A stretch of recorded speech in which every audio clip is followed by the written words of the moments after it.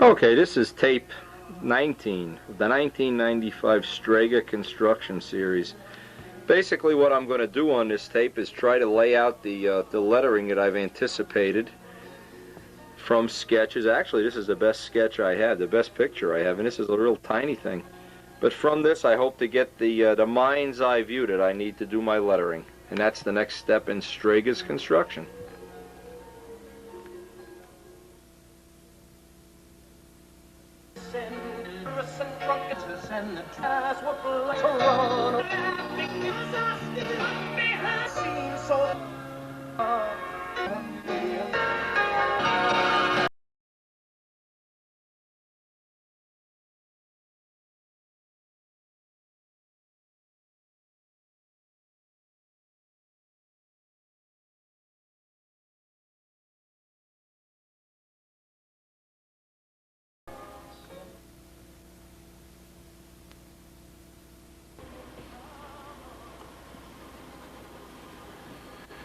Now what I've been doing for the last, I guess, hour or so, maybe more than an hour, I got my picture of Strega here, and I'm just going back and forth on a piece of mylar. You can see how many times I've erased this, and I'm trying to make a, I guess like a little copy of how this looks. It's very difficult to make, because obviously I'm not a professional at doing this. And the best way that I found is just keep erasing it, and I'm making things as I'm looking at the picture. This is a little thicker, this is a little thinner, a little thicker, a little thinner. This looks a little thicker here. And I'm just going right off of the original Strega lettering drawing, back and forth, back and forth. And all I can say is this is time consuming, that's for sure. This actually looks like it's a little longer. And this looks like it has more of a dominant effect here.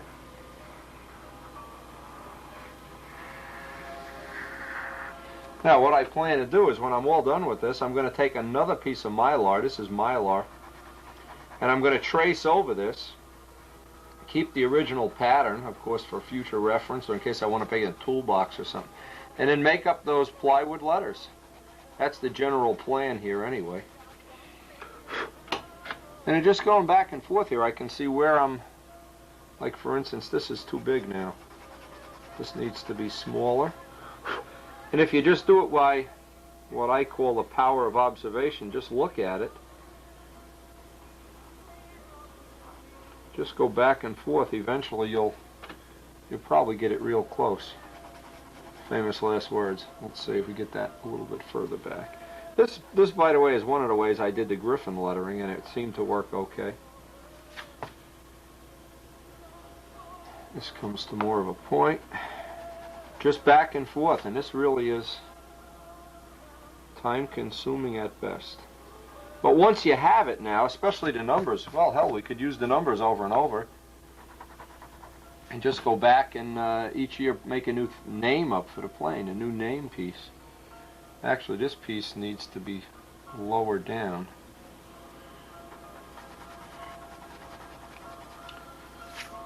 Oops. And keep the thing as close as possible so you can get an idea.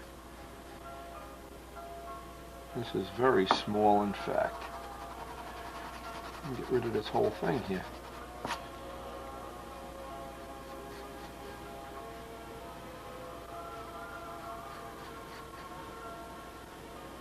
But this is kind of nice lettering. I kind of really like this Strega type lettering anyway. And it just takes some time. All I can say is it just takes time. Anyway, I won't put too much of this, but this is what I've been spending the last hour or so doing. Maybe more than an hour. Making up this template.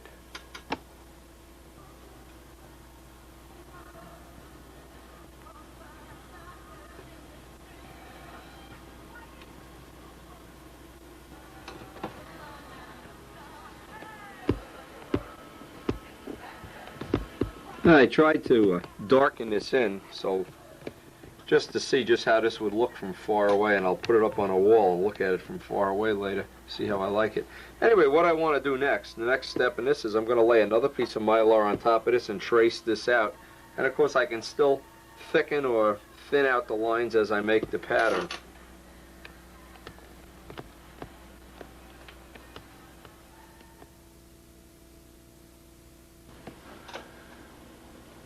Now I laid out another piece of Mylar on top of this, and you can see I'm just tracing this out with an ordinary felt tip pen, pilot pen.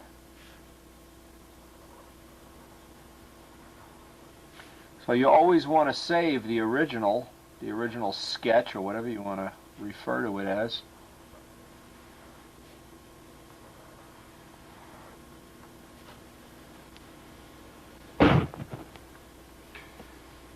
And what I want to do, get out the old Bob Martin's ruler, and I want to make sure I have these lines as straight as absolutely possible. Of course, I've sketched this all by hand, so none of this is really done with perfectly straight lines. But anywhere there's a straight line, I can go back and just take the old ruler, tidy this up. There's a straight line on the back of the G. Again, you could probably get somebody to do some computer generating for you, but then it really wouldn't be your artwork.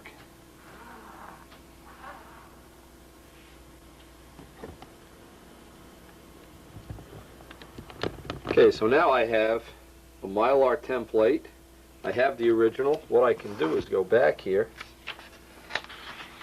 have the original underneath, have the copy, and I can glue this to a piece of plywood. Whoops, and cut the letters out.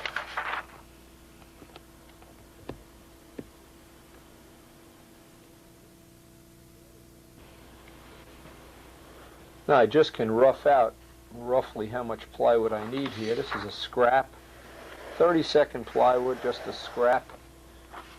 Make sure I have enough. I can do this in one piece. Okay. I'll take this out, cut this piece off, and get it glued to there with some contact cement.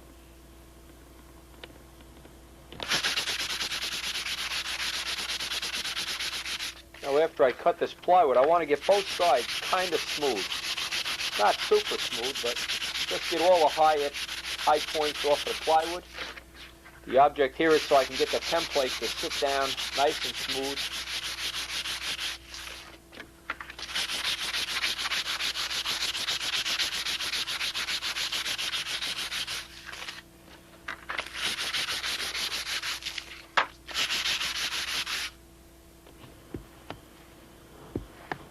Now, same glue we use on foam wings. I'll take this outside and do it. I don't want to breathe the fumes in. Coat this and coat the back of the Mylar. Wait a few minutes and just press them together on a nice flat surface.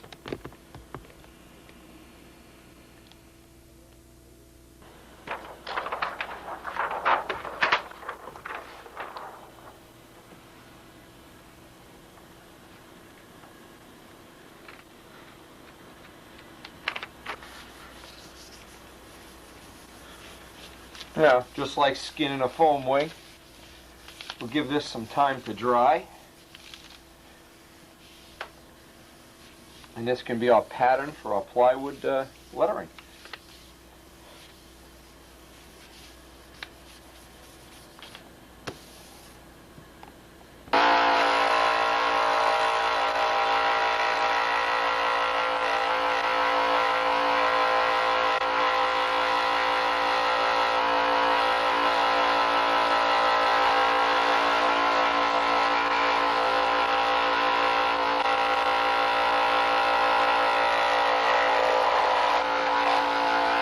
Cut this into 3 separate pieces, and I'm just going to go by and cut this out.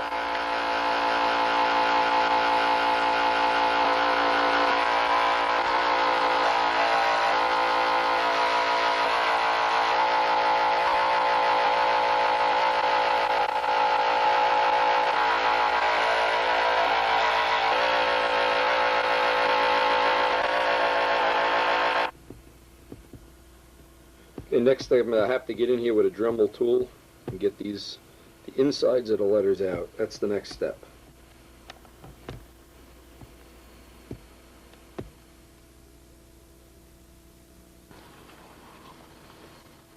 Now the only thing I'm going to have left to do today, I'm running out of time here, is to smooth off all the edges. And what I'll have to do is do a little test by using these templates on paper and see if there's any rough edges where the pen catches.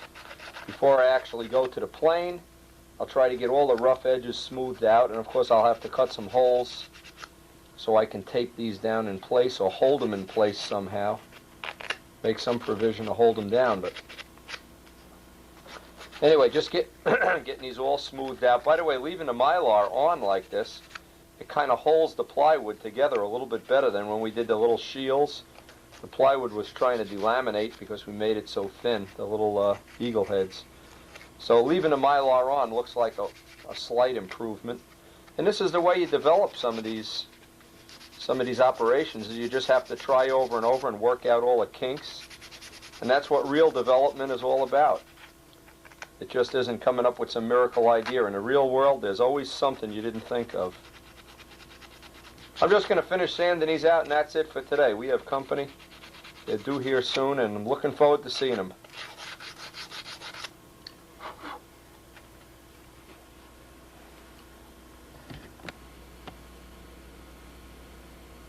Now, ultimately, this is what we wound up with after one day of one session of fooling around with the lettering. What this allows us to do now, by having it in 3 parts, I can lay this out in different ways, stretch it out, angle it up.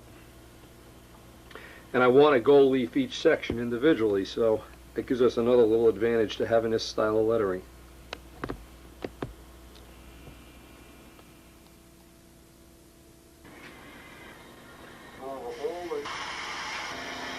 See how that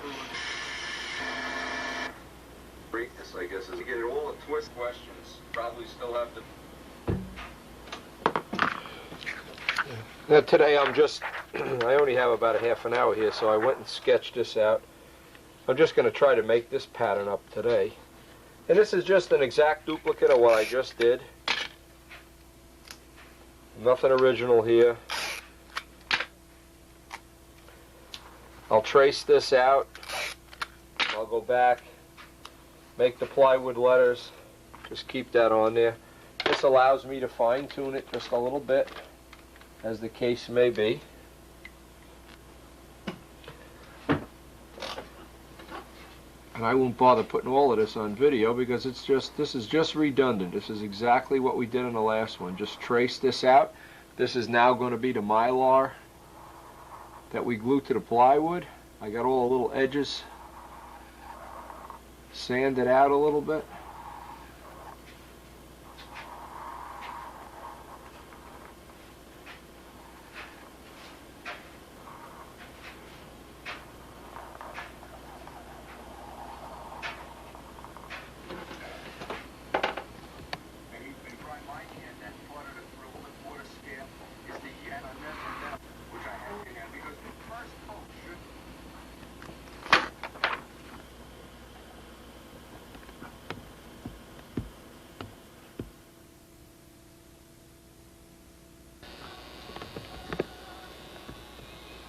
Now this morning what I did, I laid this all out on the airplane just to see if I was happy with it. It looks reasonable. So what I'm going to do, I made this up yesterday. Boy, I still got such a head cold, it's unbelievable. Going to glue the old paper template, again, just a repeat of what we did with the Strega. Glue that, contact cement, cut it out. Then I'm going to run a little test that I don't have any ridges here. Now from cutting Strega out, one thing I can tell you for sure, a brand new blade and a saw, brand new, and you'll get a much nicer cut. Don't use and use the thin blade, not the thick one. That'll make it a lot easier to get the letters laid out real nice.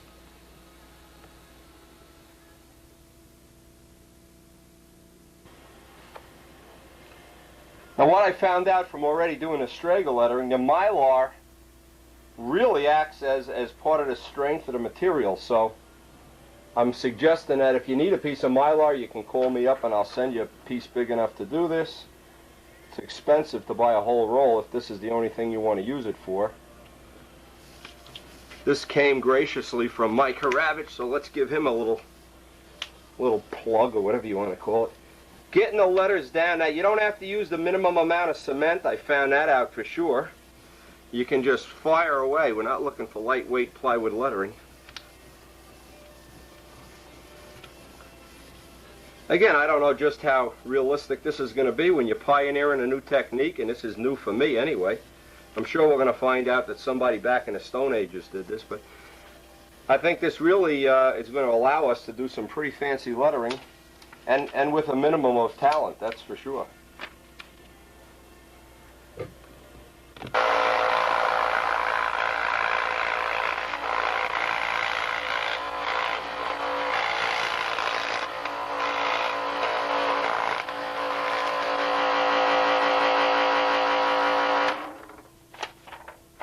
What I found it easier to do is cut each number out separate rather than try to swivel a whole sheet around here. Just trim each number out and deal with it individually.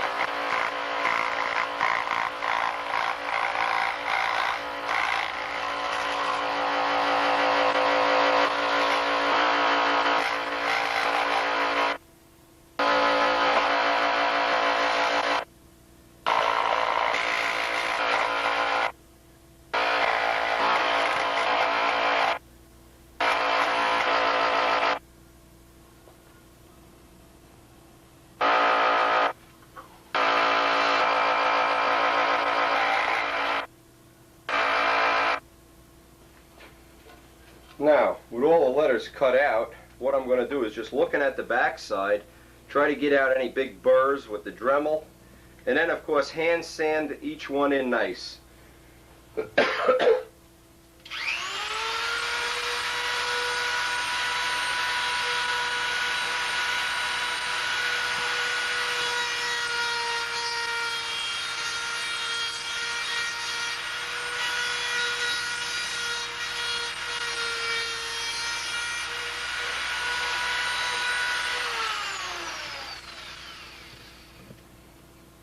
Now, especially on the curved letters, getting all these little small edges. The big ones I'll do with a sanding block. But there's a lot of small edges, like the insides of 6s, that you really can get with the Dremel tool. Another thing you want to really be careful of, and I've noticed this in cutting these out, that it tends to vibrate around the thin surfaces, is hold your hand as close to the blade and go very, very slow. But this is definitely a doable project. This is not a high-skill, high-tech thing. And once you have these cut out, assuming your AMA number is never going to change, you can just change the name of the plane every year if you wanted to maintain these and do it over and over and over. And everybody knows I like to put the lettering on the bottom, so it saves you twice. Once you make these, you can do the whole operation twice, and the second time it should go right through. So.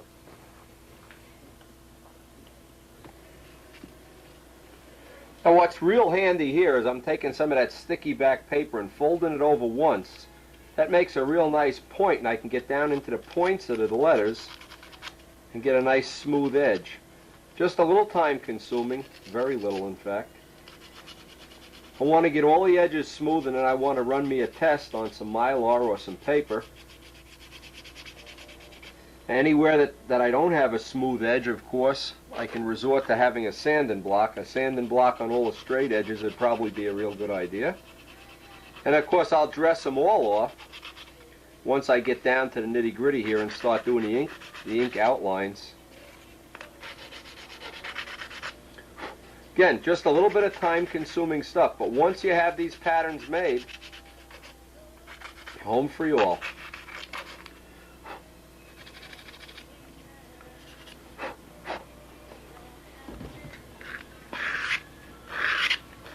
Now some of the round tops like that too. They really require a little extra dressing off to get the circles, the circular part of this just right. Again, if you have real good hand-eye coordination with the saw, you probably could keep this part of it to a minimum. I guess the total time I'm spending on doing this is probably going to be a half an hour, but anyway, like I said, when I'm done, I'll have a nice smooth edge to run the pen on.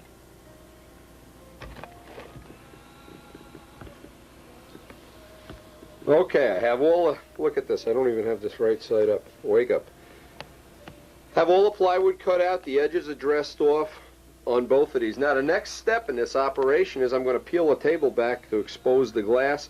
I want to get out some clean Mylar, and I want to make some tracings again to see where, if the pen is going to hit any little flat spots or anything, anywhere that all these plywood things have to be dressed off perfectly. Now, needless to say, before you do any testing, you want to get the table perfectly clean. This is a time when you want, well, I had chewing gum or pizza or something on this from Monday night session. I just got to mention to you, we had a session Monday night to kill for. Everybody was sick with a different disease. It was like a medic alert thing here. Everybody had some different disease, and I haven't gotten over mine yet. Okay, nice clean table. I want to get out a clean piece of Mylar now and try to lay out that Strega lettering with the pen. I took the, let's see, this is the number 60 just for my first choice. Let's see if, God forbid, this pen should write again. Every time I put these pens away, and as per the tips I put on the video, I cleaned this pen, reloaded it with ink, and let's see. Look at that, writes perfect. That Martens knows his stuff. Bob, thanks for those tips. Tip worked perfect, I don't know what to say. Now, needless to say, first thing I want to do is tape this in position. Now, one of the things it's not really this is not really going to be a perfect test, because a silk span aeroplane, when you go over silk span, you're going over bays. And what I'm afraid would happen, a foam wing plane, first of all, would be the easiest to do, but no test there. The foam would be the easiest, but a silk span plane, you're going to have to be going up and down. That's why I wanted these letters to be perfect. Now, needless to say, the first thing we have to do, and I'll do most of it off camera, get out some thin tape and block up the letters around the edges just enough.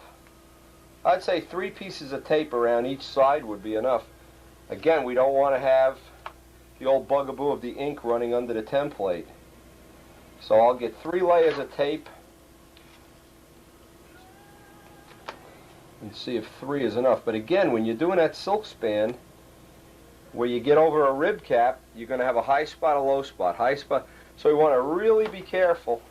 This is one step I don't want to skimp on. I want to carefully take these templates. And I've spent, a couple hours here making these templates up. But I think in the long run, what's nice now is I can take and transfer this lettering onto my toolbox, onto my wife. I can tattoo her.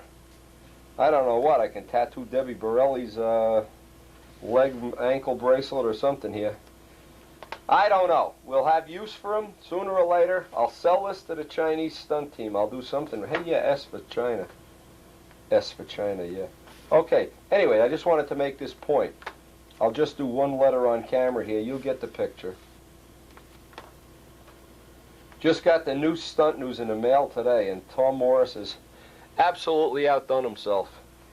And if anybody out there can appreciate when I was the editor, man, he's come a long way, baby. Okay. We're working on our next repair article. That should be coming out soon. Now, just to give you an idea of what went into this, I'm going to see, get some of this off here. As I run a little test, and I don't expect this will be perfect on the first try. First thing is to just start at any random spot. I'm letting it go, so that's not a good test. And just trace slowly. As Bob Martens has mentioned, try to keep the pen 90 degrees. When you get to corners or edges, try not to get, shaky or whatever. Now I can feel, as I go around this template, I can feel some spots that are a little rough, but they don't seem to be coming out terrible in the ink pattern. So, and again, I'd normally be going over a surface that's going up and down, up and down. When I get to the end here, I really can't. And I'm going to have to determine how I'm going to hold these in place. All we're looking for at this point is an ink outline. Give that a second to dry. I got one rough spot, right? Let's show this up on a macro lens. Now see that little spot there? That's a spot that, where's the template? If you look at the template, I'm sure we're going to find a little glitch in the template there. Well, I can feel it with my finger. It's hard to see, but there's a little glitch right there. So, knowing that there's a glitch in the template right there, I can take the template now and just sand it smooth.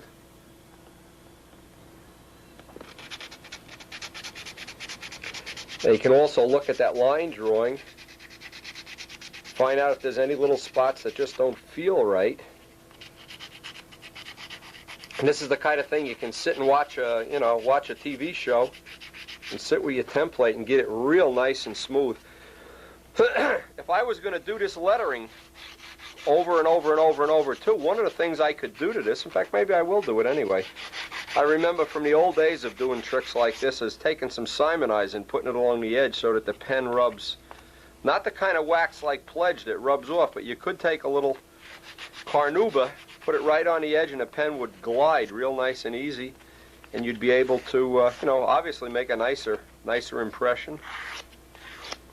Just some thoughts, and I'm sure somebody out there is going to improvise even a better way of doing this than I have, and that's what I'm looking forward to. Of course, there's people, and Bob Martens is just one of them. They will always improvise something and improve systems, make for better systems. Now, I just want to go back with this, and I want to see if that cleared up that glitch.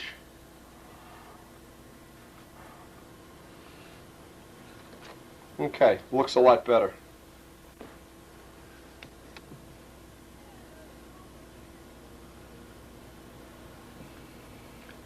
Now, I already can see 2 or 3 spots on here, and I'm going to make notes of them. One of the things I noticed too, now I didn't anticipate this, because needless to say, when you're doing pioneering stuff and you haven't done this before, you find this out. I'm going to have to find a little bit better way of holding this down than just holding it down with my finger. I'm going to have to find a way of taping it in position. Now, the best thing would be if I had George or Jimmy here, somebody to help me for an afternoon, but because everybody's sick right now, I'm kind of working alone. But keep in mind, this would be one part of the job would be real nice if we could get some volunteer to come over here.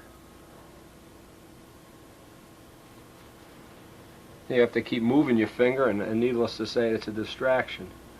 Trying to hold the pen straight up and down as per Bob Martens. This part of the G is a little flaky too. It looks like I have 2 or 3 spots here to correct. Now see how rough that is on that part? And this is not really a round shape, so I'm going to go in and Dremel those 2 little areas out. Up here I just don't like that. Well, I don't have a choice here. See, here's what the problem is. If you make these come to a complete point, they won't be strong enough. So I'll just have to end these and then go over them with a straight ruler. Down here, this is me picking it up where I match the pen line. Up here, I think this was just sloppy pen work. And I have a glitch down here on a G. So I'll clean those up right now, and then I can go and work with the A.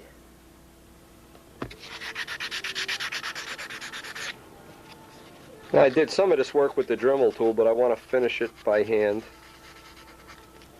I still have to put the tape on this and run a final test. These are just things I could find in the initial. See, I can't make that real thin up there. I'm just going to have to live with that. Looking at the pattern here, this corner looks fine, this one looks fine.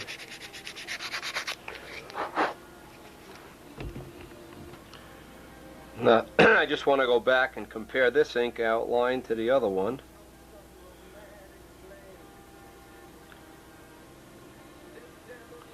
What's real important, and this is a good, like a dry run to go through, is when you get to corners. Corners are always a problem. It's going around a corner. It just wants to go right around. So having an extra piece of Mylar around to run a little practice run on, I think is going to be a big help. I won't even try to do the point out there. It's too thin.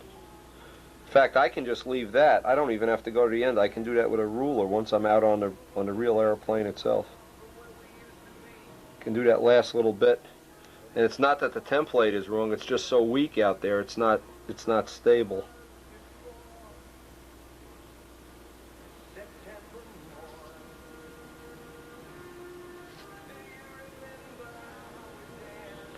But I just think that this is one of the ways that you can make doable trim on your plane without resorting to decals. I know there's certainly a lot of people that like decals, but I'm not one of them. I would always prefer to paint the trim on if I could. See, I can hold this way now. And I know the guys in the hobby like Joe Adamusco, for instance, and all the people that worship craftsmanship. I don't think any of them really are big into decals. Decals seem more appropriate on an RC plane. Just my opinion, invalid as it may be. Okay, this looks like we've got almost all of the areas cleaned up. In here was one of the problems. And again, this is good to go through a dry run, because the next thing we're going to do is go out over the wing of the airplane and poke a hole in the silk span. Just kidding. Let it dry for a second and then we'll pull that up. You know, I picked up doing a test here on an A. I picked up a glitch on the A, and this finishes up the Strega.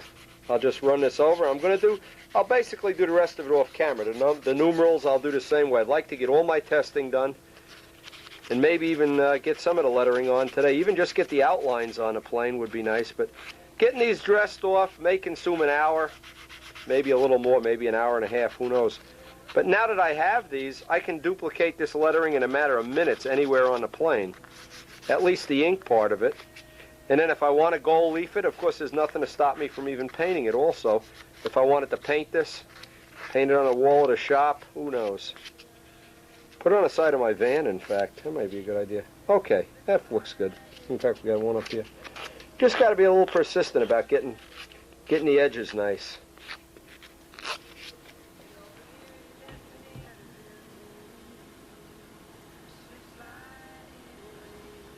See, and as I'm working with these templates too, I'm finding out all the little tricks. I hope by the end of this lettering job I can pass all that on to you and just save you all that aggravation. And if you still decide on decals, hey, no problemo. In here was just not right before. And when it's right, the pen just slides around like, you know, juice through a goose.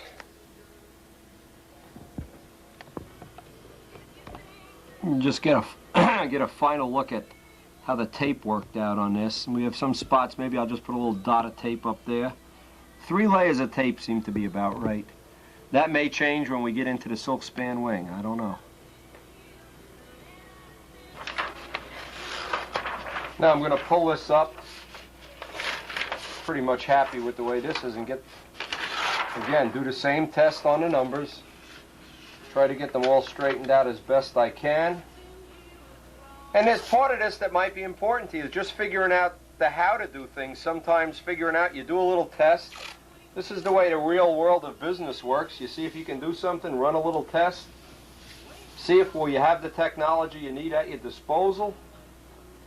And I'll start. I may as well do this off camera. There's no point repeating this. Same thing, each letter I'm going to spend some time, lay them out, work on them until I get them nice and even. And then I really have to think about how I'm going to contain this because I don't have a helper here. And I'm going to try to contain it. Maybe I'll have to do one letter at a time. I don't know yet. And maybe that'll be the best way after all. I don't know. A lot of times you evaluate something and you figure out the best way in a roundabout way, but it still turns out to be the best way.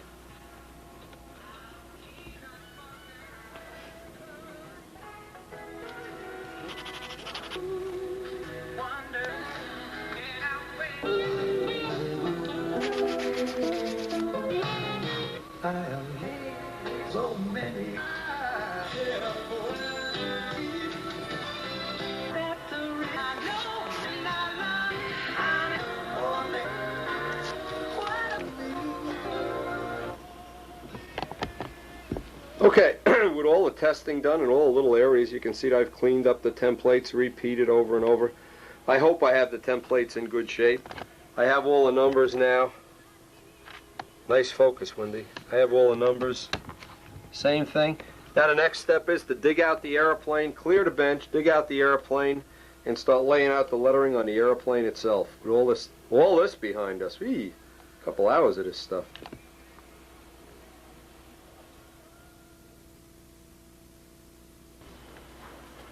Now what I'm trying to do, I put the flap on. I have the plane jacked up on one side, confined on the other side, so I have kind of in a steady rest position here. I want to get the actual flap in position, and the only purpose of this is so I can lay out the placement of the lettering. I'll clean this off with M600 first. Take a nice little look at this, see how I like it. Try to get the letter. Now, if I didn't have the flap on, maybe the lettering wouldn't look just right. Always have the flap on when you do that.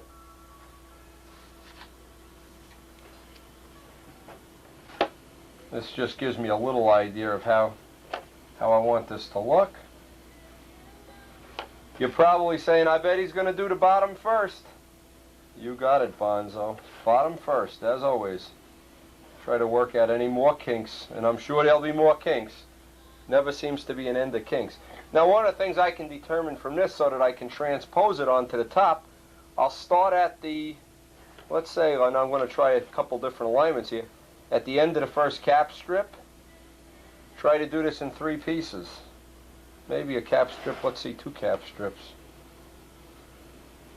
2 cap strips. Okay, 2 cap strips in. And obviously we could slant this off, but I'd like to get it right in the middle if I can. And I won't do that with a ruler, I'll just do that by eye. So it looks about right.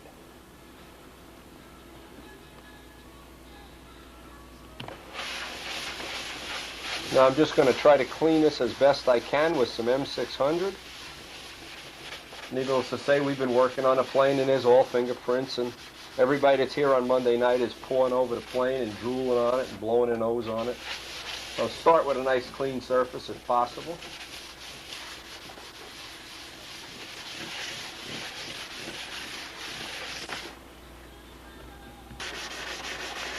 Now I'm just going over the whole area very lightly with some 1200 sandpaper because there is overspray from doing the clear. Remember, we did the clear on this. This will just kill off some of the overspray, some of the fingerprints. And the smoother I can get this, I think the nicer the gold leaf will look.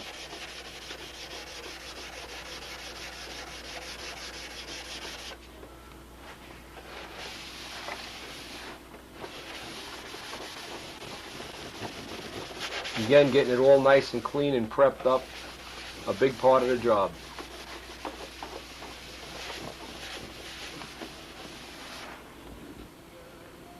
Again, I'm just doing a final alignment by eye, trying to reference it to the middle this way, to the middle this way. And that, of course, would vary from lettering job to lettering job.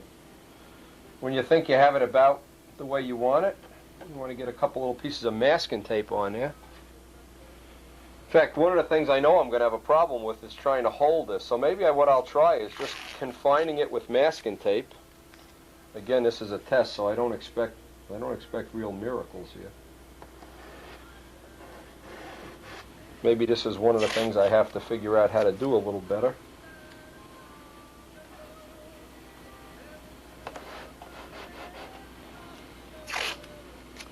And then what I can do is trace out the parts that are not under the tape.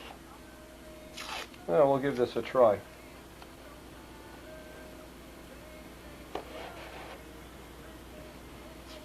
Again, until you actually do one of these, you really don't have all this, the little tips down pat. But we're going to give this a try. Now, see, that feels pretty solid, solid, solid, solid. We can lose the flap. We don't need that anymore, just to get it out of the way.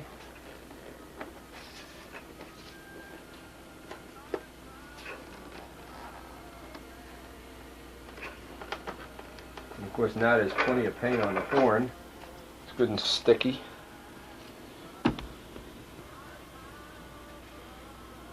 Now what I'm trying to do here is just get everything traced except exactly where the tape is. A nice light touch, because we are going over silk span, and careful around the edges and points.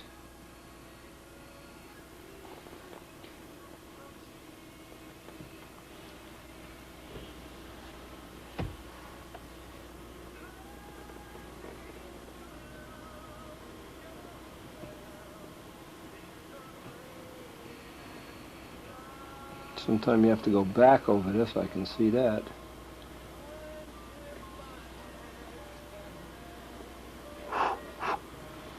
Let that dry.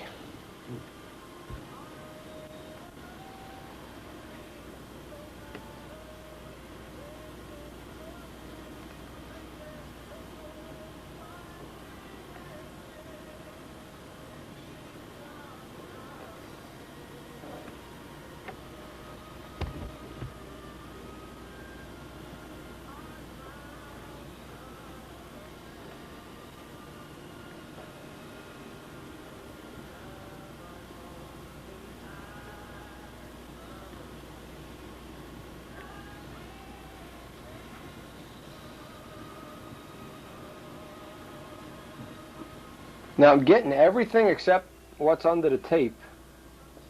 And then I'm going to have to remove the tape.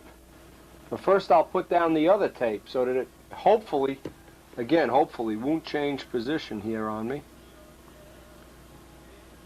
Of course, knowing Murphy's Law, it will change and I'll have to reposition it.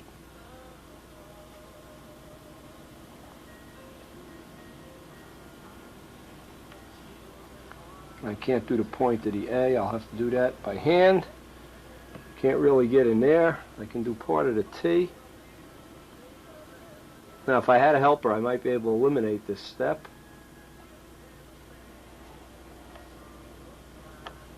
Okay. This is another important tip, is give this plenty of time to dry, because if you go to take this tape off and this damn thing moves a little bit, bingo, you've just lost. You're going to have a nice mess to clean up here. Let this just dry up before we move the tape.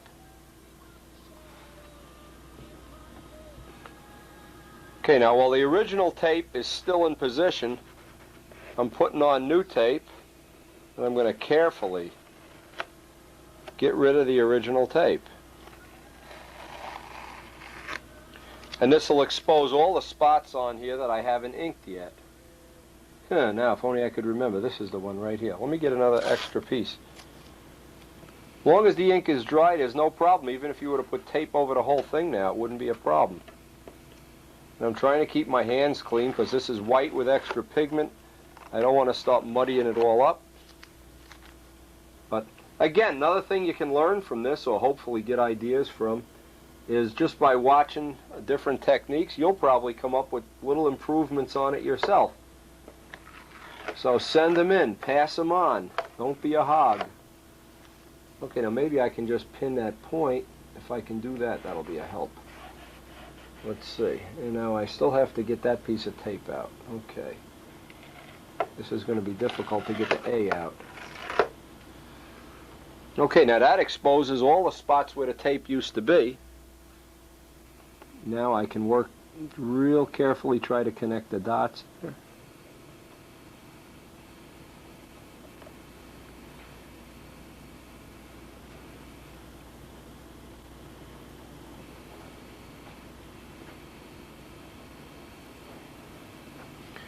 Now the nice part is, had I made this insignia up last year, I just reach into the drawer, pull out the insignia, and an hour later I'd be putting a gold leaf on, but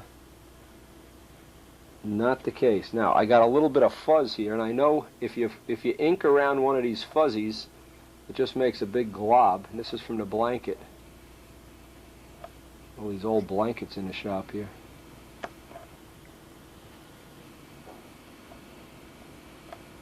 Get the fuzzies out.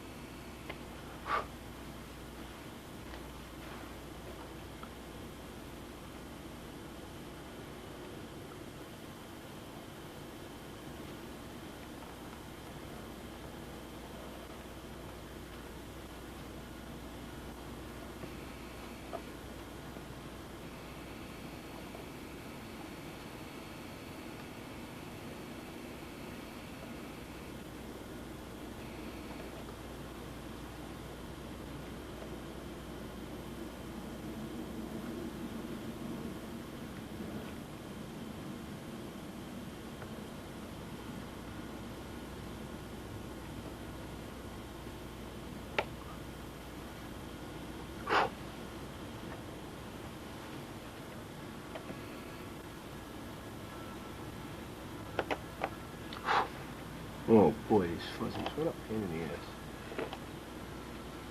Anyway, Getting the last little bit of this inked. Give it a good time to dry. Give it plenty of time to dry, just in case you rub through it on the way taking the template off, you don't smudge it. And the only piece left to do is the point out here. Maybe I can do that right now. Again, the only way I'm going to find out is by trying this stuff. It isn't knowledge you're born with. Give this a try. See if I can ink this point.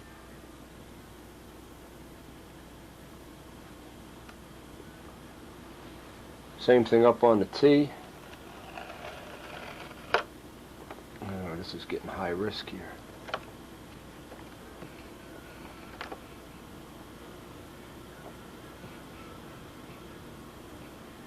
And I'll have to go back over this, I'm sure, with the ruler to even this up. Anyway, okay, just going to let that dry.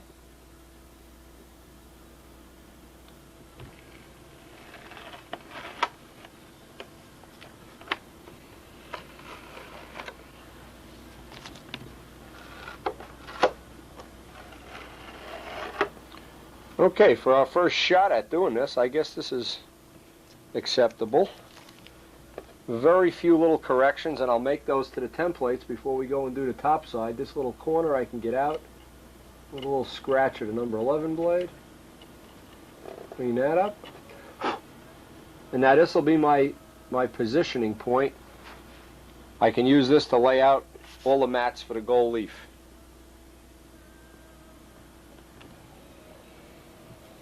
Now while that's drying, I'm going to go over and cut out the mat pattern and use the lettering itself. I'll use the same lettering and just make it just a little, just the thickness of the pen line smaller. And I'm going to do it in 3 steps. One piece, the middle piece, and the A. Same as we did the nose art, same thing. Now if you really want to be aggressive, they make special X-Acto blades that have a very thin chisel point just for doing this kind of cutouts. Steve Busso would probably know where to buy them. He's probably a good source for that information. I'm making do with number 11s. I'm going to re-ink these edges anyway, so I'm just trying to cut, same as on the nose art, just cut right around as close as I can within reason. Leave the ink line and maybe a little bit extra on there. And I'll get out the rubber cement and we'll try doing a little gold leaf.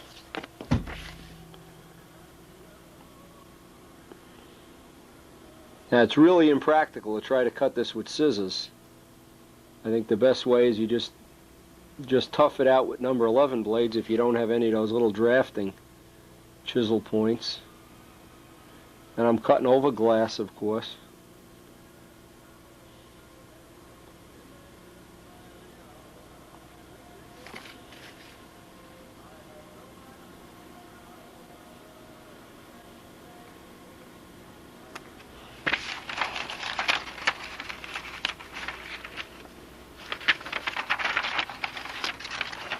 Yeah, I can see a couple of rough spots on here. I'll try to trim them up.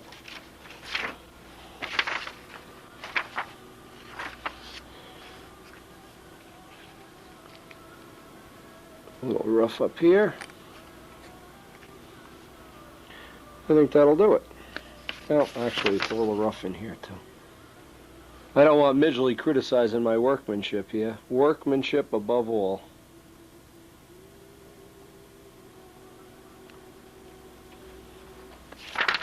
Okay, and of course, we check that it fits. Now, I don't I don't want to forget to cut out the middle of the A here. By the way, I found that it's a little bit better here, cutting on a stack of typewriter paper. The blades were wearing out kind of fast, cutting on glass. That may be a good tip you can use. Just stack up some old office paper, Xerox paper, whatever. Makes cutting this out a little bit easier, save a little wear and tear on the blades. Anything you can use to your advantage. Okay, now I have that little piece of the O. I'm going to need that for the masking job. And it's old rubber cement time. Lay it on, baby. And I'll do the same thing to the airplane. This is pretty much a duplication of the nose art. In fact, this whole lettering idea evolved out of the nose art thing. I'm kind of glad we worked into this.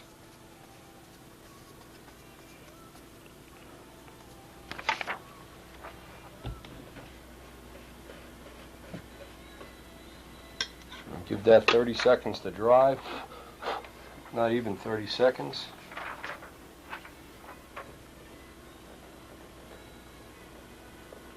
Try to lay the mat flat over. Even if you don't get it lined up, perfectly, it's not a problem. You can still slide it a little bit. It's not like a contact cement. Now, needless to say, we'll get that little piece in here. Center of the A. It's the edges we're really looking for. Just looking for the edges. And then just pick out, just roll it, the tip of your finger. Roll into the corners. Seems to be the easiest way, just roll right into the corners.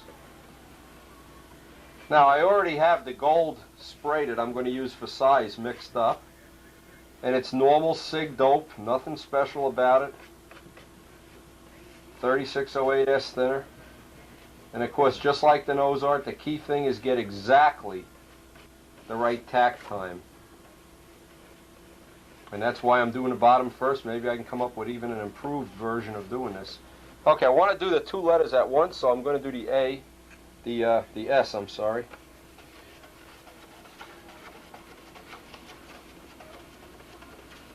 All you need to do is go maybe a ½ inch, 3/4 of an inch past the last of the where the gold will be.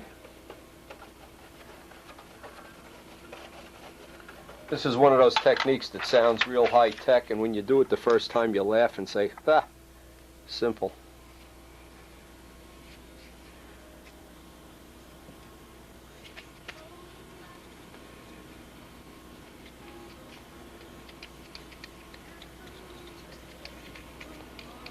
Again, I'm going to use the variegated gold leaf. It's a metal leaf.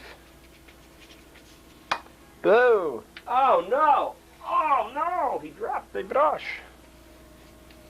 But I don't think there's anything I've run into so far that's undoable for anybody that really has, a little bit of experimental nature, and they want something just a little bit different than a decal sheet on their plane.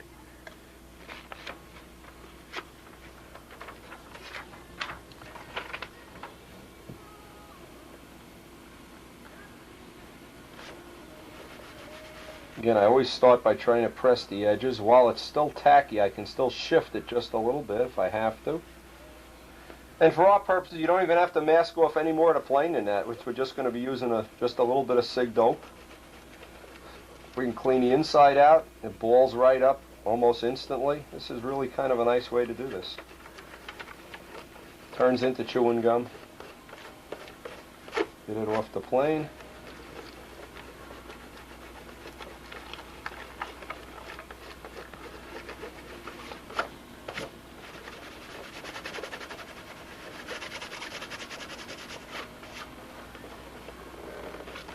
I can just shift that pattern ever so slightly, get it perfect. Get all the extra off here.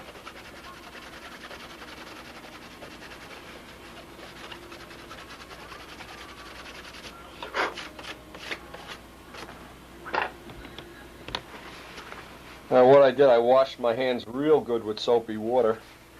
Try to keep this as clean as possible. I'm going to go get the gun with the gold paint, get the gold leaf all set up here, the cotton. If you haven't seen this before, this is the gold leaf that we're using. It's a variegated leaf. And I want to get some of this almost in position here. Get it as close to where I can peel a sheet away. It's really, believe me, when I tell you, it's a pain in the ass to use this stuff, but the results are just awesome. This stuff really has a shine and a texture to it that, like no paint I've ever seen, or nothing, no decal anyway, that's for sure.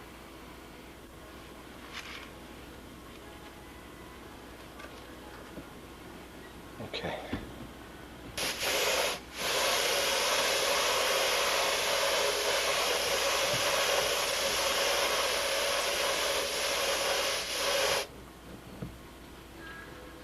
I'm just going to give that a little time to dry, of course.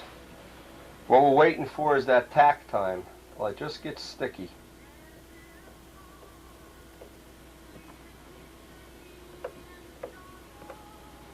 And I'm sure there's a million tricks to doing this that I don't know about. Believe me, I'm walking down a strange road here trying to figure this out.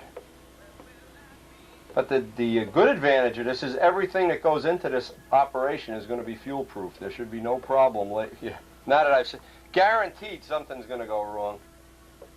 They'll start putting different kind of nitro in the fuel or something that'll hit the gold leaf. Anyway. And I'm just trying to work around the edges here with my fingertips to see what kind of stickiness we still have.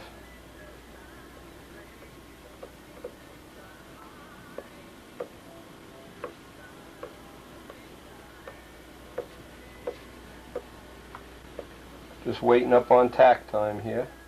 And of course each batch of gold paint is going to be different.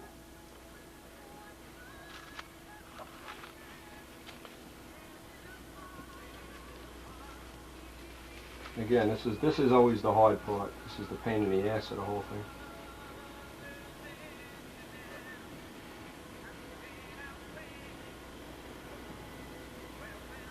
Hey, for a change, something went right. Now you can see, I wish I could show that on the macarons, you can see the paint just sucking it right down. I'm going to burnish this ever so slightly.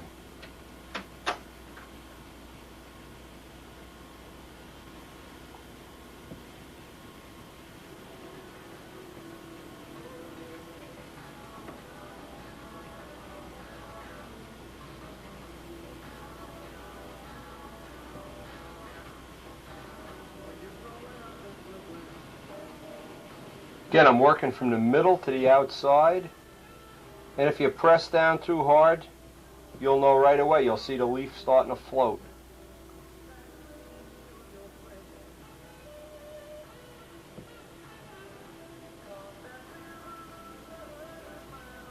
Let me see if I can show this on the macro lens anyway. This, believe it or not, this is the best one I have so far. You can see the outline of the A here, where it's burnished down. Now what I'm going to do is I'm just going to let that sit there. I'm not going to touch that at all. I'll let that sit there, give it 5 minutes, and I'm going to work on this end. See, so one can be drying while I'm working on the other one.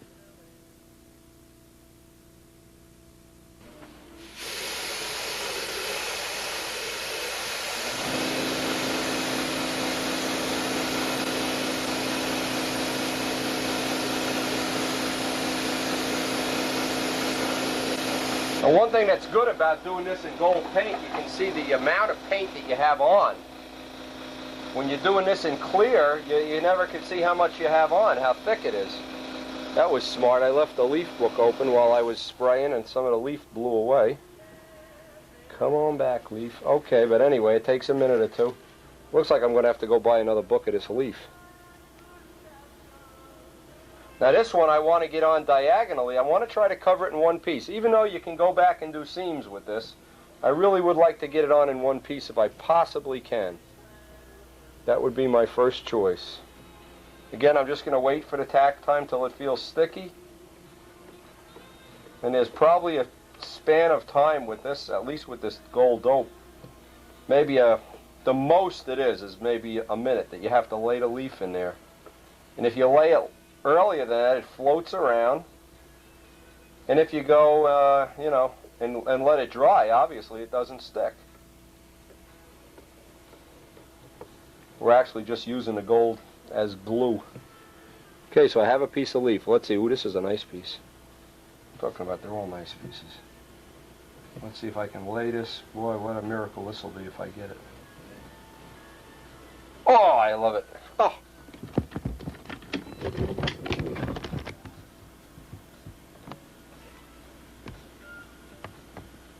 I was trying to rush over to the camera and see if I could, well, I'm not going to be able to, see if I could show how that just gets sucked right down into the gold paint, but I was too late. I'll have to do it when I have a helper here with the camera. Now this one I just should have waited maybe 10 seconds more. There's just a few little spots where it's floating. Not many, and I'm sure I can cover them up. They're at the edges. But I gotta adjust my timing now for about 10 seconds. Anyway, this is working perfectly. I can't complain. So far. Day is new. Day is young. Alright, next step is obviously let this dry for a little while before we burnish this off.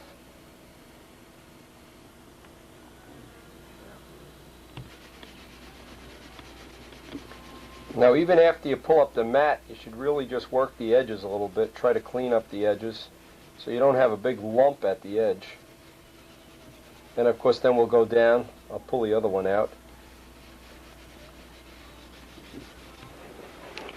Now I'm just real carefully going around here and getting off all the chewing gum, extra rubber cement. Trying not to contaminate anything any more than I have to. The rubber cement really comes off pretty easily. Once the rubber cement, because now I have to do the hard part, obviously I saved to last. Take some clean cotton and just get every little bit of the rubber cement off. And you can just carefully keep burnishing this. The more you burnish it, I don't know if you can see the shine on this. This is like there's little electric lights inside. It really does look nice. Kind of different looking.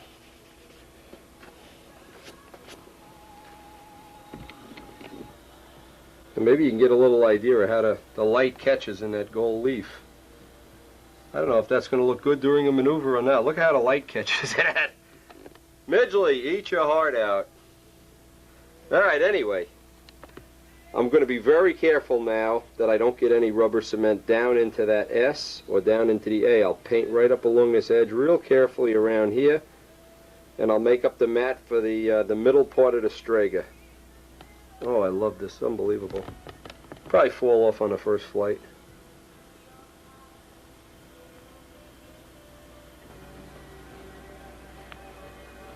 Now I rejigged this up so I could work out at the other end here. I'm just trying to look at this from a lot of different angles and see how it catches the light. It really, I don't know, it really does catch the light real nice. Anyway, I'm going to lay out, actually it's getting late too. I'll try to lay out the numbers here. Now on this side I'll have to use a little piece of 1/8 inch tape or something to line them all up. Or something anyway. I'll have to figure that out. And maybe I can even just get the ink on tonight and then I'll pick up the gold on this side tomorrow. But anyway, this is our first lettering job done that way. And of course I have to, before I even touch it, is to let the damn thing dry overnight. That's for sure.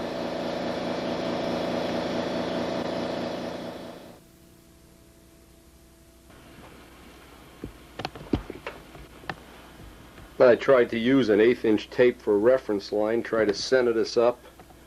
What I'm going to try to do now is put the old tape on each piece, somehow connect each piece so that I can hold each one in position while I trace out and do the black outlines here.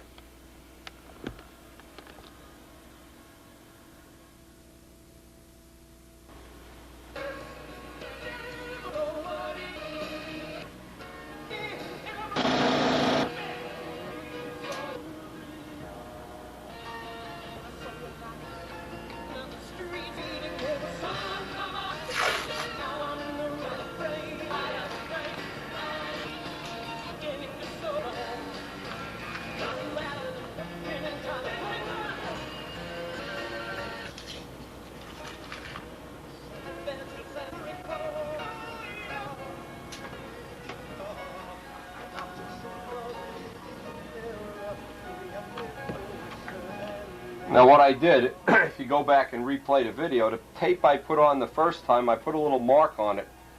So once I got everything inked up to that point, I pulled that tape, I put the second layer of tape on it and pulled anything that had the mark on it off. Made it a little bit easier, a good little tip. Now the only thing I couldn't figure a way of doing was getting this little square guy, a little hyphen. So I'm going to have to do this by hand.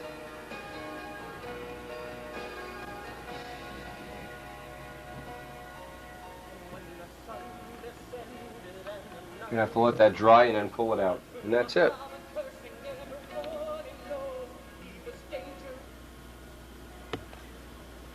Now the next thing, of course, is to make up all the individual mats for the letters. And maybe I'm going to try, I don't know yet, because this is the end of this session. I'm going to try to make maybe 2 letters at a time. I don't know. I'll figure that out.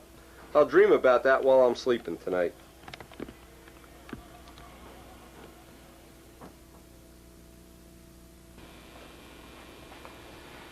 Now, needless to say, a day never goes by at ProStun Products without something exciting happening. This is really cool. I got this motor in the mail this morning. This is the Double Star. I'll show this up close. The Double Star 60 that's right now available from Tom Dixon. The price is $225. I took a look at it this morning, and it looks absolutely beautiful. And it actually, the workmanship on it actually looks like it's an OS Max. It looks even better than a Tiger. I'm looking at the muffler, and the muffler looks like a really nice unit. It's really light. Again, this is available from Tom Dixon direct. Right now, the motors are supposedly available. I'm going to show this up close because there's a couple of unique features in here that you may or may not want to know about. Anyway, it looks like a really nice motor. What I'm going to do, obviously, is send this over to Big Jim, let him take a look at it, compare it to a Tiger, maybe come up with some suggestions of things worth trying. But one of the things, and you know my penchant, we get this back from Jim, and maybe before the stunt forum, we'll get it into one of the Cardinals, get it in there, and get some flying on it. You know, all the bullshit you read, and this is just a good point, you can read all the bullshit you want in flying models. You can read everybody else's bullshit from every part of the world, but there's one denominator that always works. Put it in a plane and fly it. And you know, one of the things I suggested, and I guess maybe somebody out there maybe can pick up on this idea, you know what ought to happen? Is all the top flyers in the world ought to get together. Paul Walker, Ted Fancher, Wendy, everybody that's ever been in the top 10, and sign an agreement that, first off, that you're not having a contest as to which motor is in the plane. We're having a flying contest. And not to try to jury rig and influence and twist everything around and whose motor isn't whipping up and whose is doing this and that, because it really boils down to a lot of nonsense, and have a flying contest. Now, one of the nice things about this is available. And guys like Thomas Mann that are building a plane and don't really have a 60 yet in their possession, if this works out to be a good motor, hey, one thing, you can go buy them in a store. That's the nice part of this. We can buy them right from Dixon or wherever, or from Czechoslovakia, who knows. Anyway, from the initial impression of this motor is it really is a nice motor. It comes with the muffler, comes with the spinner, and it's a flow-through muffler, so it really looks like this might be a very worthwhile thing. Again, I don't like to talk and look at pictures and look at motors, and what I like to do is fly the damn thing.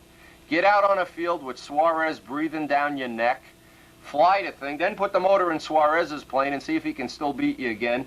The real test of any motor is, can you fly it, and can you get the needle set reliably? And I assume we'll be able to do that real soon. I'm hoping. Anyway, if you're interested in one of these motors, don't be bashful. Give Tom Dixon a call or find out what the details are. It doesn't seem like, at this point in time, anybody else in the United States has a lot of flying on one, but I guarantee you, as soon as the weather breaks and we're still sitting with ice in the driveway, we'll get this in the Cardinal and we'll have some flying, and we'll video it. So instead of a bullshit report that you can't verify or not verify, we'll have some real world testing. Okay, that's one of the nice things, and I'll show this on a close-up, but this is cool. Got to tell you the story. Larry Scarinzi called on the phone yesterday. I got to roll this up. Larry Scarinzi called on the phone, and of course Larry and I go back a long time. He goes back a lot longer than I do. So anyway, he calls up and he says, I'm in a hotel in Hawaii, and I look up on the wall of the hotel and it says the Tsunami Hotel. So of course he isn't with his wife. He's with a bunch of guys, and they're hanging around and gambling and everything. And he says to the waitress, he says, hey, I know what a tsunami is. My friend owns Tsunami. And it just turns out that the waitress knew about airplanes, knew about Tsunami, and thought he was one of John Sandberg's relatives or something, and said, gee, why don't you buy him a nice Tsunami shirt? We have Tsunami Hotel shirts for sale. So what Larry did is he looked up at the wall and he said, yeah, Wendy's a good friend of mine. Maybe I'll buy him the Tsunami shirt. And then the girl told him the shirt was $20, and he says, well, Wendy's not that good of a friend. He's just a friend. But as the night wore on, and anybody knows Larry knows that the bar bill probably went into 3 figures. Larry said the shirt, Wendy started looking like a better and better friend, and at the end of the night he bought me the shirt for $20, and the bar bill was $96. So anyway, I just want to show this, and I want to thank Larry publicly. Larry, needless to say, is one of the coolest. Certainly not the best flyer of all time, or builder, or finisher, but he is one of the coolest guys of all time. Larry, I just had to say that. Let me show this up close. No, I just think that's great. Now, see, if I had friends like Blake Asado, Herb Chung, Tom Morris, and you guys live in Hawaii, hey, spend $1 on Wendy for Christmas. Come on, send me a shirt. Anyway, while we got the shirt out, let's get a close look at this motor on the macro lens. First off, it has the real look. The castings have the look of OS Max castings. They're really neat and clean. Everything looks whistle clean here. Again, the big bitch, it looks like they're using Super Tiger heads, in fact. The big bitch always with Super Tiger, and I can never figure this out. It blows my mind, in fact. What blows my mind is people say, oh, I can't go right to the hobby shop and buy one. Well, you know what? You can't buy any motor in a hobby shop anymore. I mean, there's nothing in hobby shops. Any motor that you get that's even remotely usable in stunt, you're going to buy from somebody who either custom makes it, custom manufactures it, or has parts made, custom made, or it takes a motor that's a junk motor and rebuilds it. There's no such thing as going to a hobby shop and buying a motor. This motor, I assume, is in some kind of reasonable supply, but again, call Tom and find out. Check it out. It's worth it, especially if you're prone to test like I am. More on this to come. We're going to go back to our gold leaf now. Try to finish up the bottom of the gold leaf.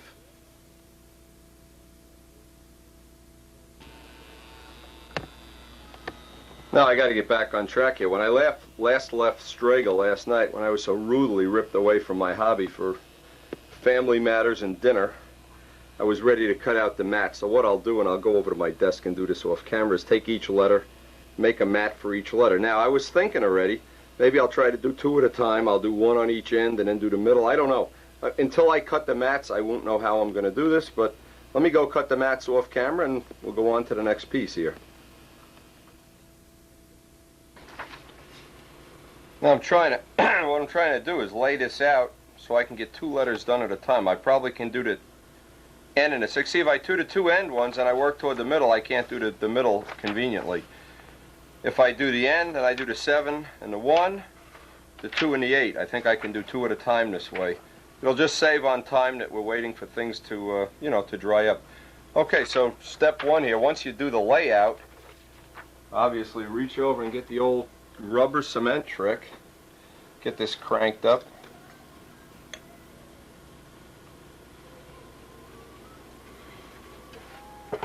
Ooh. See, when you don't have enough coffee in the morning, you can't even put rubber cement on. Anyway, thanks to Larry Scarinzi for the shirt. That's awesome. I really am impressed. And again, I'm looking forward to trying that double star, you know. I just one of these people that, you got to evaluate each motor independently. And obviously never make up your mind ahead of time, and never make up your mind by what somebody else says. Buy the motor, try it, do whatever you have to do. And if it works for you, that's great. And try to end this crazy motor controversy where everybody's trying to pump up their own iron. Anyway.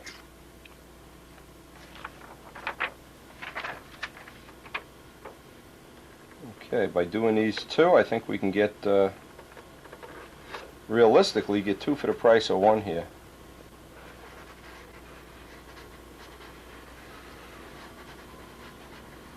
Now, from what we had the experience yesterday, it seemed like the paint was drying kind of fast, so what I'm going to do is add a couple of, maybe a little spoonful of thinner to that gun of paint to give me a little more drying time. I just would, if I had a choice right now, I'd like to have a little more tack time, a little more work time, whatever you want to call it. Now, let's not forget that middle of the 6. I cut that out already. President Nixon calling. Oh, Wendy, we can't live without you.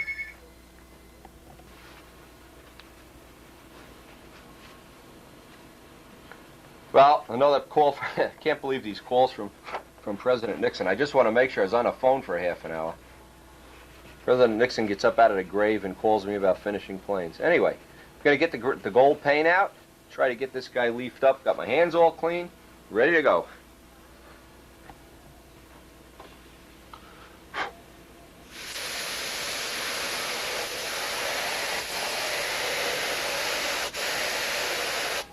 Getting more phone calls. It's really inconvenient to get a phone call right in the middle of trying to do your gold leaf, too, believe me. Really a problem. Okay, I'm going to obviously try to do one letter at a time here.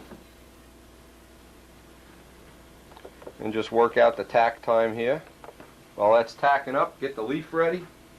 I'll save all the scraps because there's a couple of places on these letters where I can use the scraps up. Anyway, I don't know how many times I should put this on the video, once or twice. Maybe this will be the last time.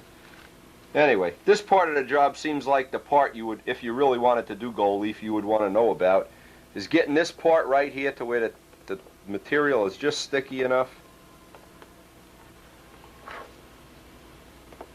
Again, you just never do really know until you do this over and over again. If you were using a real size and everything, of course, this wouldn't be a problem. This would all be predetermined. The reason we're having this much is we're walking through this for the, you know, like a new kid on the block kind of thing. But hey, that's what inventing things is all about. If you don't find building planes to be much of an adventure, if it's just mundane, well, I don't know, I think you're missing some of the fun. Anyway, I'll give this another minute. Takes about another minute and we should be ready.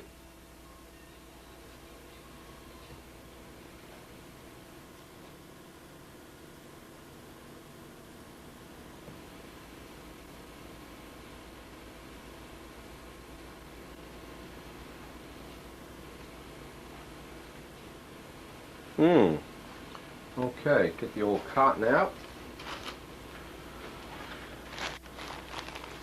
Again, I'm sure after I do this enough times, I'll get more competent at it than I am right now. This gets rid of the air bubbles on, burnishes it right up nice.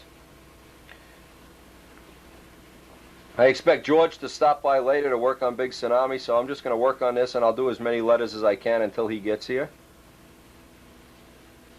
And again, we're trying to do a lot of things in the shop at pretty much at the same time. Now this one looks like I went a little too fast here. The material is still soft. It's floating in wet paint here, so I'm just going to give this an extra maybe minute or so before I get too carried away.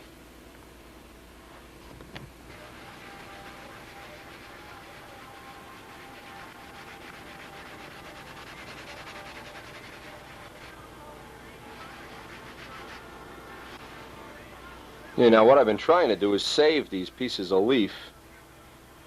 And it's kind of a non-productive thing. Yeah, I'm just really not able to really even do it. I guess what I ought to do is just let it dry. As I say, this is a learning process. Just takes time to learn.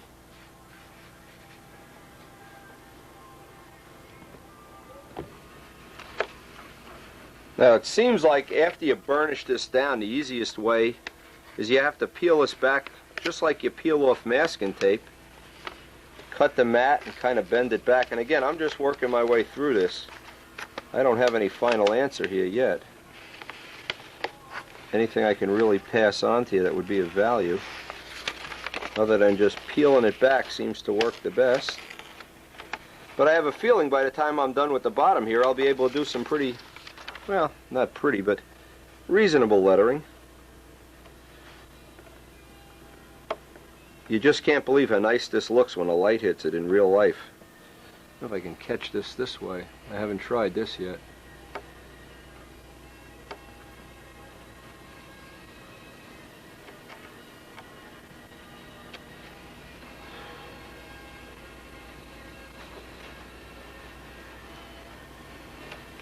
Okay.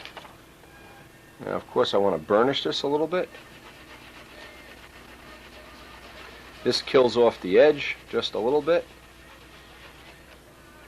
And even though this doesn't line up perfectly with the ink line right now, it's not a factor because we're going to re-ink around the edges and put nice outlines on everything with the ink. And just a nice gentle touch, clean hands seem to be the ticket here.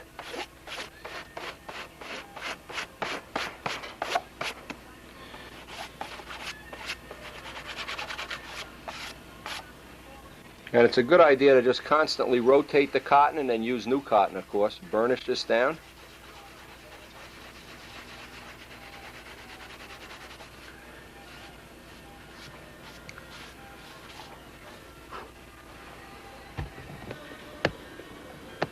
You can get some idea how the light catches that, how it it's like a little light bulb turns on and off. Really nice. Anyway, I'll go up and do this one and kind of skip through some of these. It's going to get to be redundant now, and I'm just going to repeat the letters over and over again. I'll just skip on the high points here.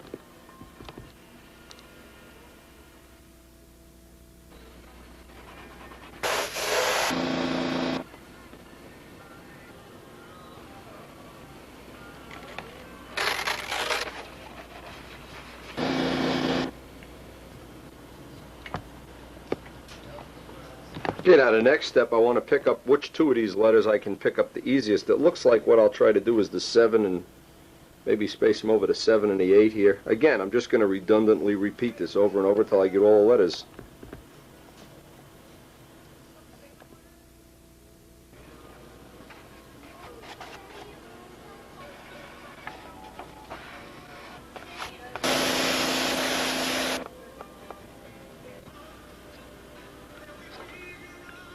Now watch how this, I just dropped this leaf in, and again I'm trying to catch it on video, how it just gets sucked into the paint here. I guess I missed it. It was just going down here. I wanted to capture that on the video.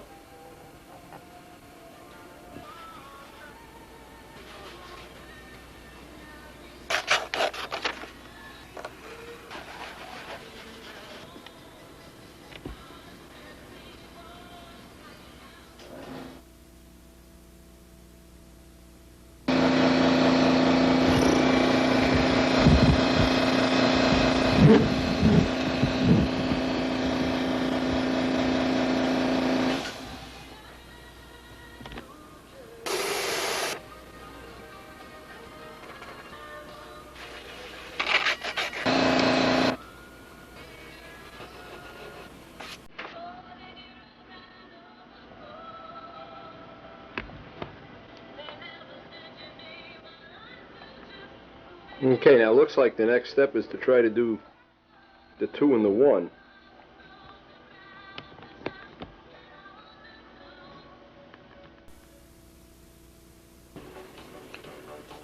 Now one of the still can't get over this cold.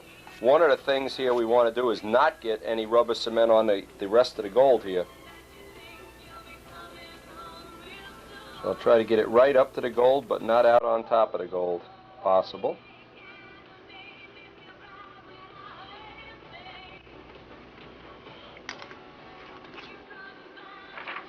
This rubber cement has a smell that's even better than dope. It's really great. It's like old underwear or something. Anyway.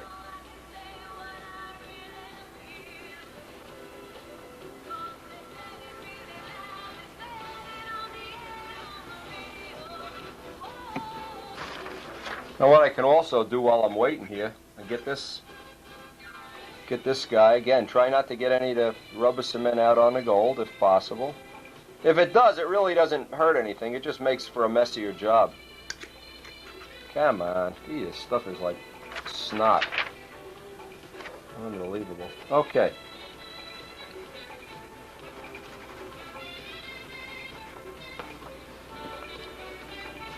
We can start cleaning this template right up. And then the only thing left to be will be the 2.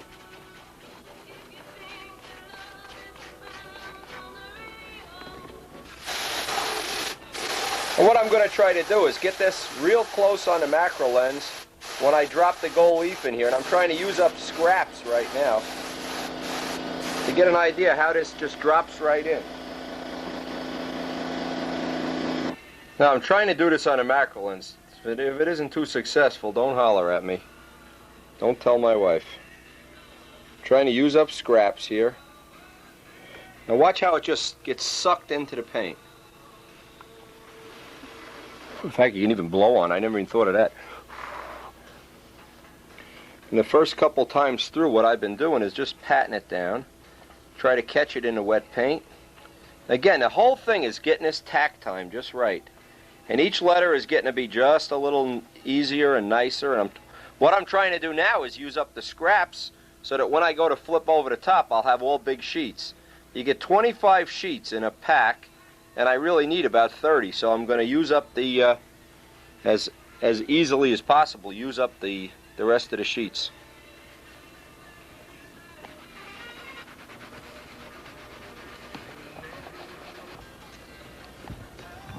Now what I did, that little hyphen, I used up a little piece of scrap up there. I have the 6, the 1, and the 8. The last thing they're going to be, once I burnish this off, do the 2. Now there was an ulterior motive here that I had. Yesterday I wanted to get at least one side done, and that I accomplished. So that now, while this side is drying overnight, and I would suggest that's what you do, is let it dry overnight. The other side I can be inking all the outlines on. So as soon as I finish the gilding on this side, I can start inking on that side. That'll give me, and then obviously I'll try to reverse the situation. When I do the first panel on the top, I can ink this one and gild the top one. So I'm always gilding one and inking one, because I don't really know if you can. Maybe you can, but I just feel better if I let it dry overnight before I try to do the inking around the outside.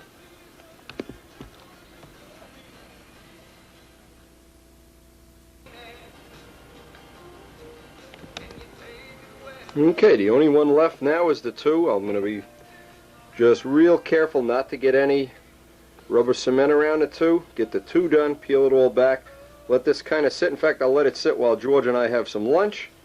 And when I come back, I'm going to start inking that outer panel.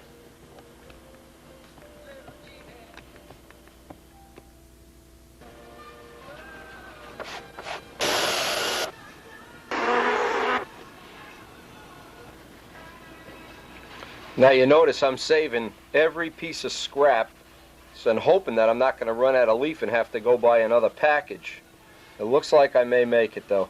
But what I'd like to do is save the scraps anyway. Maybe I can do some fancy stuff on my toolbox.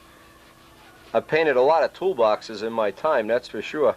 Hey, I don't know if Joe Ortiz is ever listening, but that toolbox I painted for him, and he always takes credit for it. Bullshit, Joe. Give me some credit. I want to hear you tell everybody Wendy painted my toolbox. Anyway, we had fun. And the leftover leaf, of course, we could do, we could do a prop for appearance judging. Who knows? Burnish this up.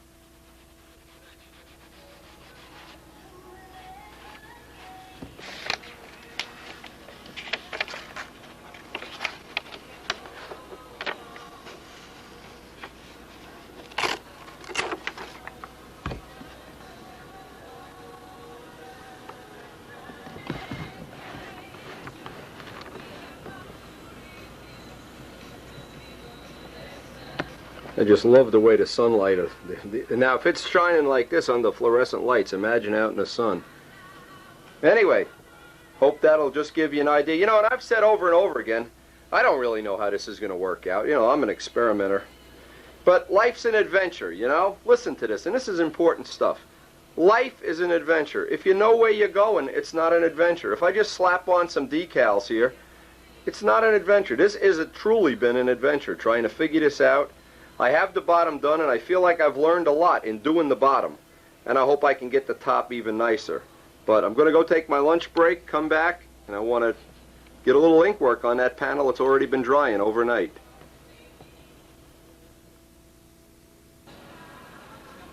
Now, one of the things I'm trying to do is get an angle here that I can work off where it's kind of in my lap, because a lot of this I'm going to do with templating. And I don't want to lay a heavy rag out on the outboard wing yet. But getting this in a comfortable, solid, maybe I can put a rag around the body here. Getting it so it's nice and solid is an important part of being able to ink it real nice.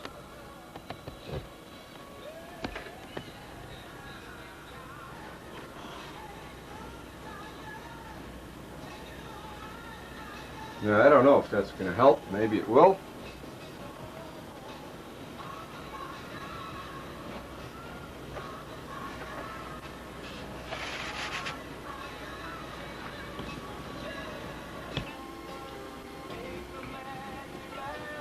Now what I've been trying to do is just get my technique down pat here. I'm trying to fill in a little gap between where the line was and the letter, it's real difficult to get the edge of the gold leaf nice. But what I'm going to do is wait until I get a coat of clear on. It'll be easier to go over the clear. When you hit the edge of the leaf, it's kind of a step, so it's hard to get a nice edge. But after 1 or 2 coats of clear, I'll really be able to get the edges real nice. And what I've been doing is just playing fill in the dots. I just hear George coming in now. Or a burglar. Somebody's breaking into the house here.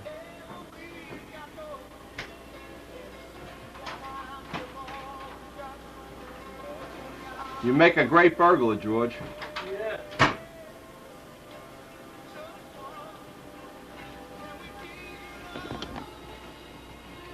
Now I'm just outlining these letters here. George is here now, and I'll try to get this lined up, and then we're gonna go work on Big Tsunami for a while. But just one of the things you can do to keep in mind is to always have one panel that's dry, so you can do the outlining and the inking and whatever. And I think before we get the ink lines really detailed, we're gonna have to get some clear on this. And then I can razor off all the edges with a thin pen. This is a number, I think this is an 80. The hell's the cap? Yeah, number 80. Just getting everything wide around the edge, and then I can shadow it in.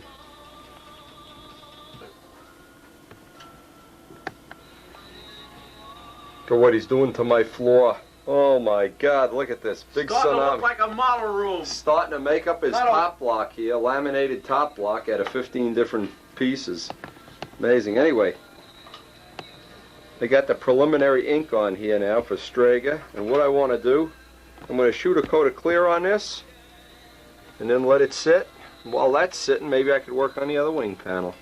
But that's doing this, we're also improvising as we go along here on this side.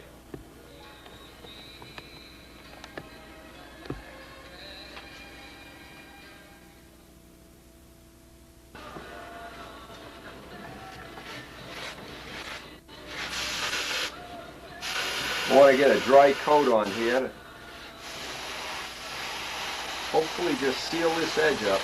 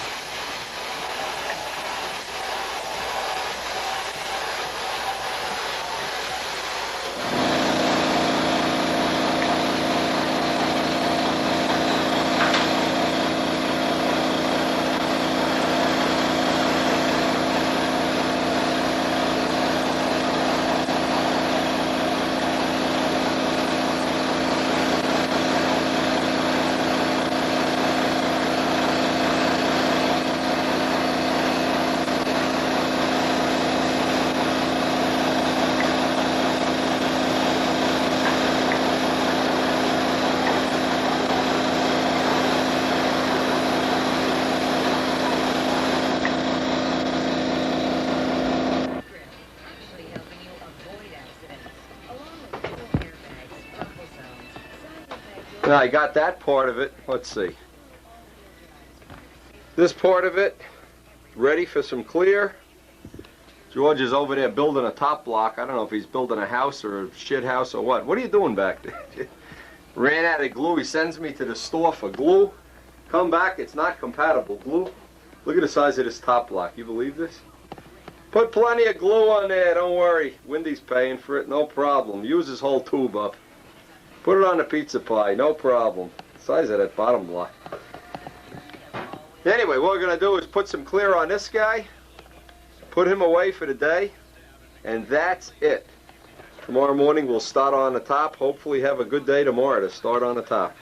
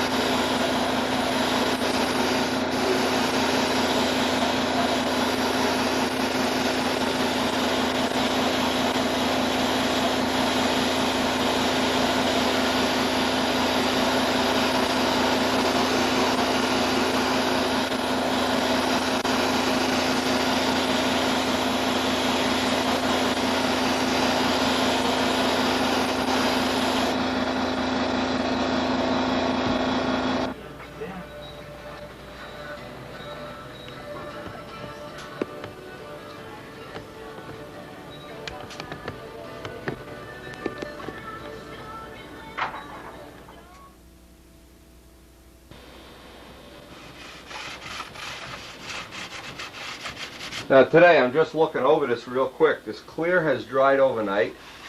What I'm trying to do now is decide if there's anything, at this point in time, is there anything I want to do differently on the top? Now what I did, I shaded all these letters, and what I really did, and it makes it real easy when you have the plywood, is just take the original plywood and just move it down into the side, and it gives you the outline for the shading, and then just fill it in with the black pen. Maybe we'll get into doing a little of that on the top.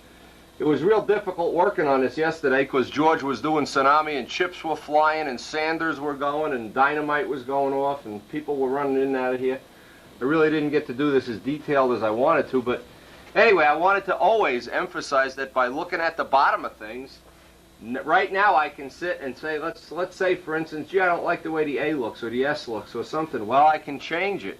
Take the plywood, trim it, change it, cut it, whatever. As this stands, I kind of like it. I like the way the letters came out offset like that. I kind of like that a lot. But anyway, it just gives us a choice now. What we can do on the top, it gives us some options. Some of the things we want to be thinking about while we lay out the top. Okay, so we have a couple hours here. I'm going to flip this over and basically just going to repeat the steps we did on the bottom. But if I come up with any new techniques or anything, I'll be sure to put them on a video. And right now, what I want to do is maybe get a little measurement from the tip to this so I can center the top. I don't have one on the top and one on the bottom. The nice thing about you doing the plywood, as I said, the first mat I made there, this took quite a bit of time. It really took longer than I thought. Doing the other letters went probably twice as fast, and I expect the top will go even faster because you build a technique, you build up your whatever, your little hand-eye coordination. And after you do this 2, 3, 4 times, it seems to go a lot faster than in the very beginning.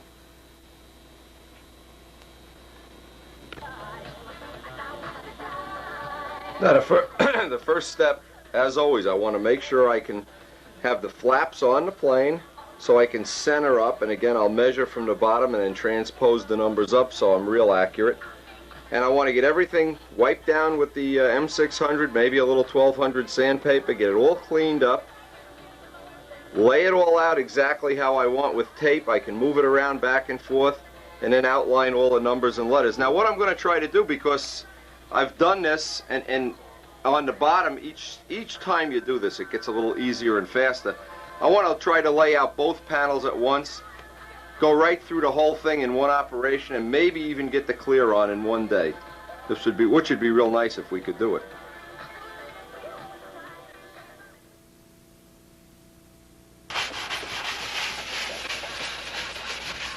Now see, we still have just a little bit of overspray on here. It's just a little, you can hear it even, it's just a little rough. So I'm going to go over this real carefully on both sides with 1200 paper.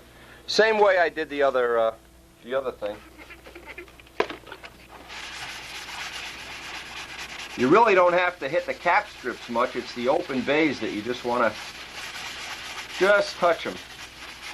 And you sure don't want to go through here either. You don't want to go through and have silver spots showing through. See, this has more clear on it. We went and did these numbers.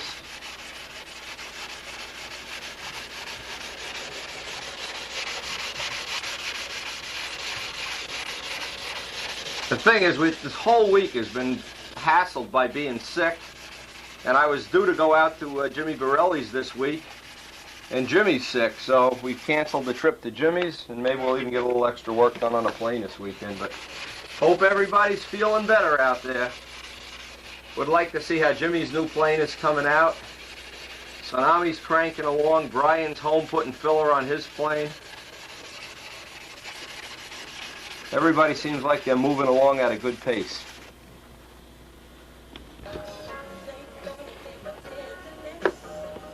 Now I've been shifting these numbers around and making little fine adjustments on them. This looks about right. Again, the trick here is just to look at it from several different angles. You can still make little fine adjustments. Look at it that it's lined up this way. Since this is one of the focal points of the plane, we'll spend extra time on it. Notice I ran an 1/8 inch tape, did all the measurements so that I know I have The letters running straight down the wing, and they're in alignment with the word Strega.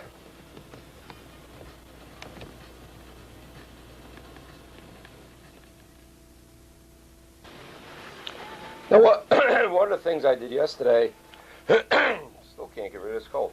One of the things I did yesterday, I experimented with 3 different pens, and the size I wound up using was a number .35 to do the final detail work, and a number, let me just make sure I'm not giving bad information, a number .80 to do the outlines, and then to fill in most of the other little stuff. I think this is a let me see, can't even read it. .60. So it's the .80, at least yesterday, that I had the best luck with doing my ink lines with, doing the original outlines. Again, getting this into a steady position is half of the problem. Going slow, trying to hold the pen totally vertical, as per Bob Martin's.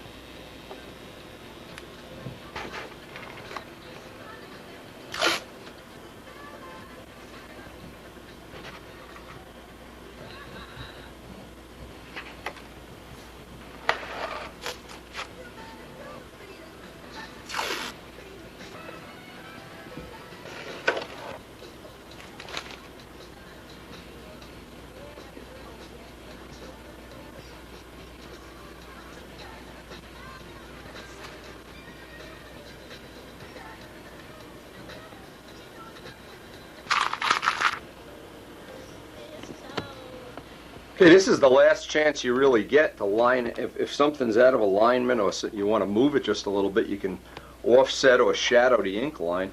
This looks like we've pretty much got it where we want it.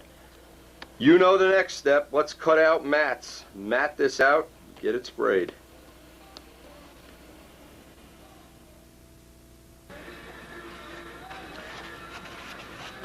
Now, one of the things I picked up, and this is a little tip from doing this over and over, I wanted to put this on a video, is I really found out it's a little more convenient to just put the contact cement only on the wing or the surface that you're using. Don't bother putting it on the template. By doing it this way, spreading it out real nice, it seems like you get a little bit better line when you go to pull it off. Again, I don't even wait, just put this right on. Kind of let it dry. That was one of the things we learned that evolved out of this, a good way to get this on. I was putting the cement on both sides, and it was kind of getting like really messy to put it on. This is a nice, neat way to do it. Give that a minute to dry, and then we'll clean out the cement.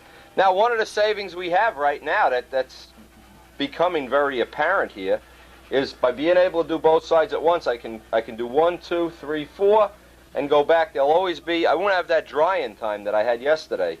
I was leaving time go in between, and it was just eating up a lot of the clock. So this way, I'm hoping I can do this all in one sitting. We'll find out. You never know around here, though. Atomic bombs go off. All kind of crazy stuff happens. Or you get on the phone with a customer, and it turns into a 2-hour phone call. You never can really plan, but I would like to hopefully get the whole top lettering done in one day. Then I'd know in the future, like, if somebody comes around and they want their plain lettered like this, I know I can do it in one day.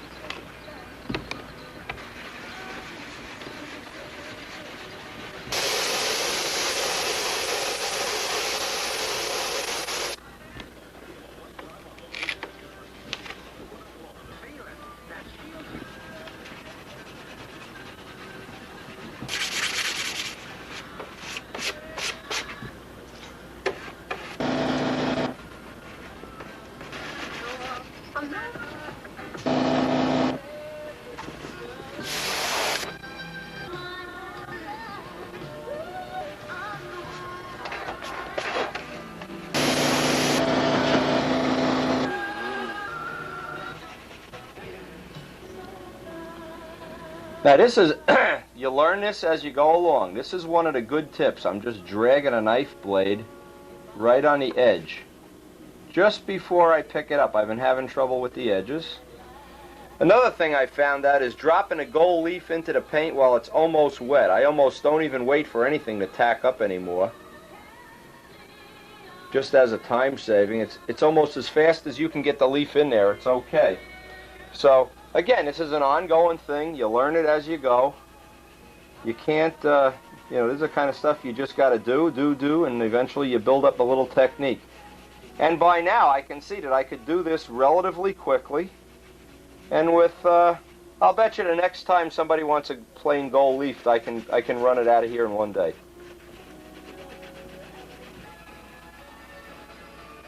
Now see, this is one of the time savings. Yesterday, because I only had one panel to work on, there were gaps when I was over there playing with Tsunami and different things like that. What I can do now, because this has already been drying for a while, I can go right out, do this one. While this one's drying, do the 7. While the 7's drying, do the 1. I can be bouncing back and forth. This is a big time saving. Very big, in fact. This is not a minor thing. So if you can plan to work accordingly, obviously this is one of the things you want to take advantage of.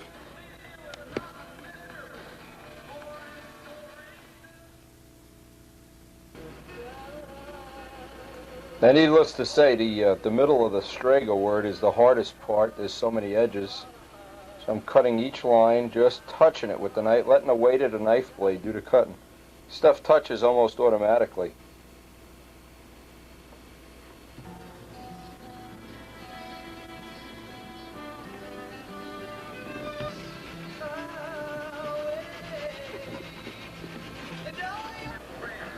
Now the last thing I want to do on this panel, I got a couple of clean Q-tips and some M600, pick out all the little flakes of leaf that have settled on here. I don't want to spray clear on top of them.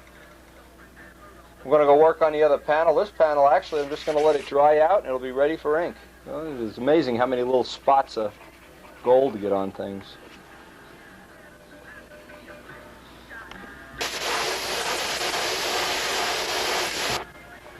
Now, if you want to know a miracle of miracles, it looks like I'm going to have exactly enough leaf. I'm not even going to have one sheet left over. So keep that in mind. I've been saving all the scraps because I think I'd probably run out and have to do the last couple of letters with, with scraps. And you certainly can do that, but nicer if you have the whole leaves. Throw them away, trim the edge with a razor, like I've been doing. A very light cut is all you need. A brand new blade seems to work real well.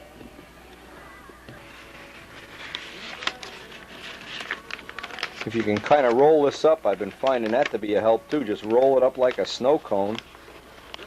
Helps get a nice edge.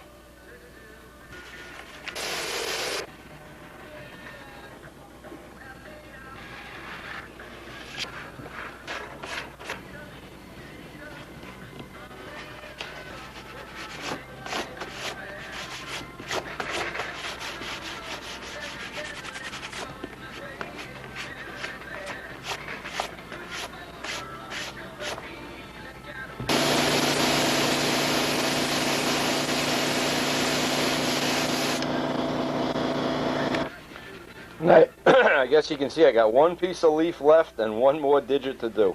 And that's it. That little hyphen, and that's it. I really lucked out on this. I'm very surprised. I'm not used to lucking out on things.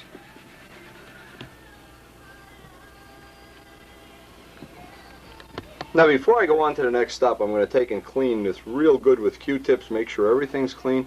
Let this dry for a couple hours and then come back and start on some of the ink work. But this is a good time to take a break. This is about, I guess, 3 hours of work this morning. I don't know. It was more than I thought it would be. I thought it would go a little bit faster. Anyway, then I'm going to come back, do the outlining and the shadowing, and maybe, because it is relatively warm out there today, maybe even get some clear on it. We don't know.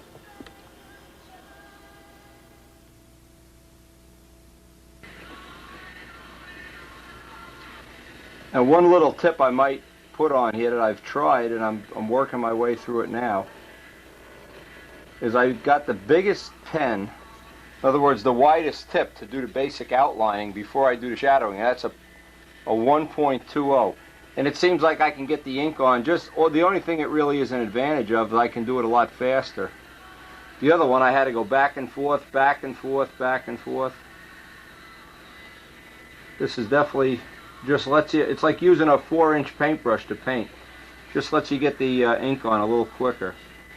Again, what you need to do is just practice. Hold the pen vertical. Take nice little strokes. And then go back with a thin pen and make any of the corrections you need. And this, if you're not comfortable doing this, a good thing would be to just do this, do a practice job on a piece of paper just to feel it out and see how you're coming along. Takes a little time to get comfortable doing this. I'm not comfortable yet, believe me. Believe me, I am not a draftsman. I'm learning as I go here. But maybe that's the best way, because when you do it that way, you can, for sure, you know the right questions to answer on the video. You know the right way to approach it, what most people are going to have a problem with.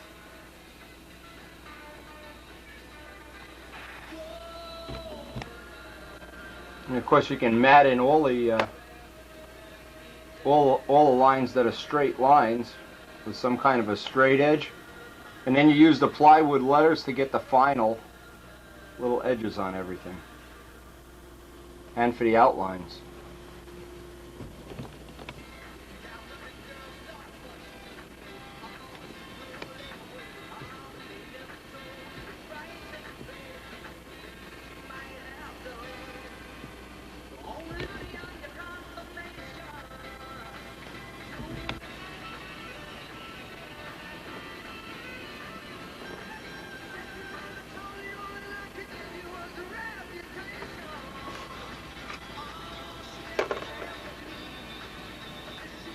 The wide pen definitely does go a little faster. I think you really do save some time with the wider pen. Now with that wide pen, I've just roughed in the outline, and now I'm using the plywood letter itself to make the offset, to make the shadow. And wherever this would show through, this now becomes the shadow. And this is, if I assume you practice this a few times, you'd have this down pat to the point of, would be very easy. It adds a lot of interest to the lettering too.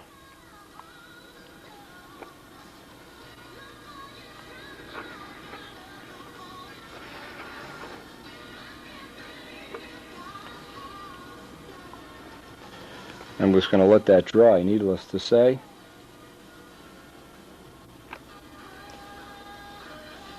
And this shadowing really makes the letters look three-dimensional.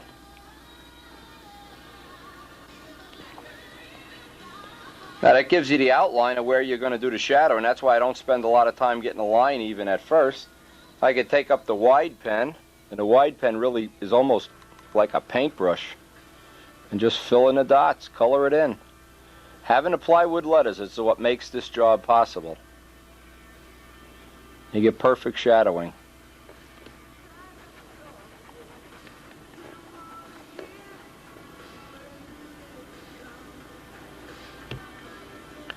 Now you'll notice it's real easy to connect up with the fat pen. Just get right up near the line and it makes a perfect edge.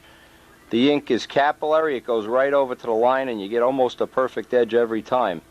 Again, if you didn't have the plywood letters, you'd have to do this all freehand, and it might be a lot more artistic skill involved. Having the plywood letters means you have a very low amount of artistic skill necessary here.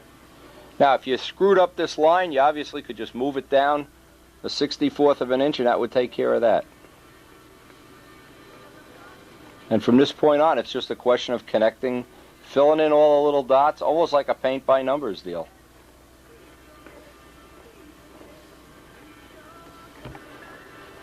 Now George just got here and he gave me these big magnifiers. Boy, I wish I had these before. Work real well. Great, you see every little dot here now. It's almost as good as having young eyes. I'm going to experiment with these for the rest of the day. Now they go over your glasses. Boy, this is unbelievable how good they are. Yeah, they got better ones than that. I'm going to try using them over my glasses. Yeah, I know they do. Over the glasses. Well, this is a good time to do it. Experiment with the things.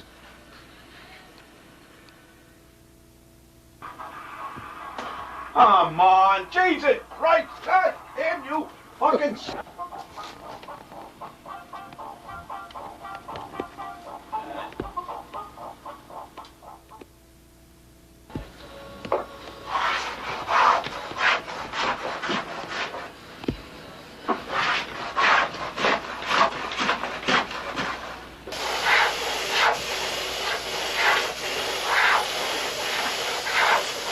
Well, we're at the end of the tape.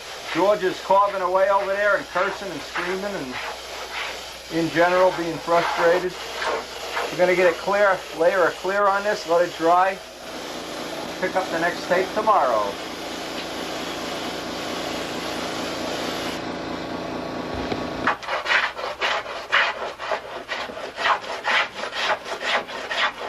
I just figured we close out this video on a happy note. George carving away the Tsunami top lock. Look at what he's done to my shop. My shop! Oh my God, my shop! Oh, oh my God, what a way to end the tape. Ah!